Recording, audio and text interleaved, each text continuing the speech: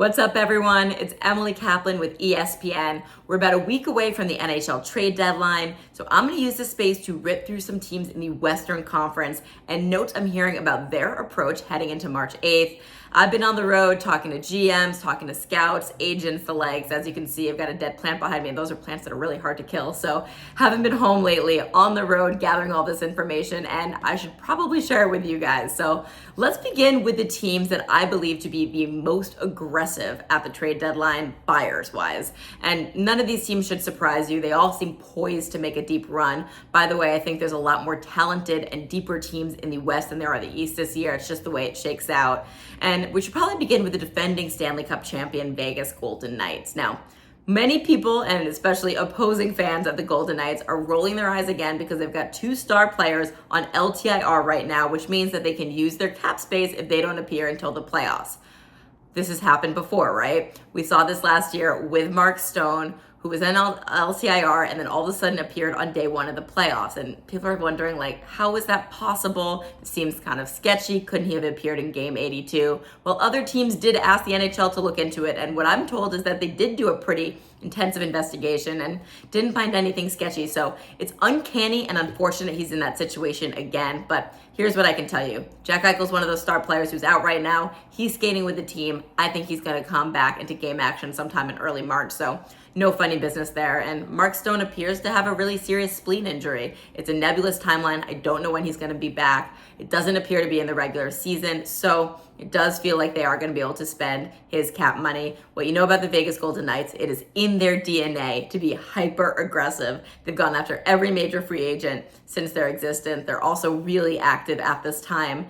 They're looking at all different directions. They're kind of sneaky about it, but I have heard them as a stealth team to watch in the Jake Guentzel sweepstakes. Jake Guentzel by far is the best forward available at this year's deadline. Okay, next team is the Edmonton Oilers. I am told that they are happy to give up their first round pick this year. They want to capitalize on what they feel is a really strong turnaround. Connor McDavid's having another excellent year, on pace for more than 100 assists. It's just insane. And also, they've got to stay competitive to convince Leon Draisaitl to stick around when he becomes a unrestricted free agent. So, willing to give up their first round pick. We're searching for goalies earlier in the year. I don't think they like the market prices. It seems like they're down to ride it out with Stu Skinner. Instead, they're looking at like a top six forward, specifically someone who can play on Leon Draisaitl's wing. That's why they're in on a Jake Guentzel type player. They're also looking around at some centers too. Like I've heard they're in on Adam Henrique out of Anaheim, and also some of the defensemen as well. So look for the Edmonton Oilers to add one, if not two impact players and use this as their year to go all in. The Colorado Avalanche, they need goalie help. Alexander Georgiev is just playing too much. It's too much of a burden on him. They need someone to relieve some of those starts. So look for them to add a 1B goalie, really a backup to Georgiev. They trust him with the number one spot.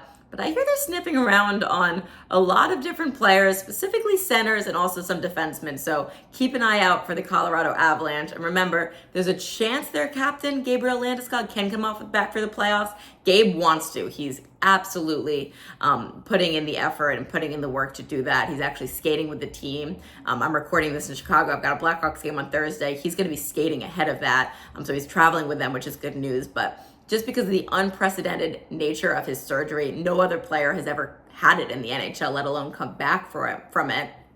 When I talked to their GM, Chris McFarland, at the beginning of the season, he said that they were just going to err on the side of caution to make sure that they're doing right by Gabriel long term. So I have no idea if he's going to play in the playoffs or not. Okay, here are some teams that are like kind of in that like mucky wild card mix. Are they going to buy? Are they going to sell? Like, where do they stand? Seattle. I don't know. Ron Francis has said that he wants to wait as close as possible to the March 8th deadline to decide. It just feels like they've taken a step back from last year. And I think that they might use this opportunity to retool. There's a lot of players on their roster, Alex Wenberg being one. The teams would be interested in. Jordan Eberle is another. He needs a new contract. Maybe you poach one of them and Seattle gets some draft picks. St. Louis Blues, even though they're in the playoff mix, it's so clear that Doug Armstrong feels like he needs a shakeup in his group. So he's not like actively shopping his players, but he's listening on everything. Pavel Buchnevich is a name you're going to hear a lot, but because he has an extra year on his contract, the asking price for him is quite high. A lot of Rangers fans were curious, could there be a reunion there? I'm told no. But Pavel Buchnevich is a guy I mentioned Edmonton earlier. He would be a really good fit there, but it's going to be a lot to get him out of St. Louis. And then their defense, he's fielding calls, Armstrong is, on a lot of his defensemen. Torrey Krug has been available for a while. I'm not sure there's been much traction there. Marco Scandella becomes a UFA. Teams might pick him up as a depth defenseman. The Wild. For a while, it felt like Marc-Andre Fleury was going to get traded. He's the top goalie available in the sense that he has all this playoff experience. He's so beloved. Teams were asking GM Bill Guerin, can we have him? What's the deal?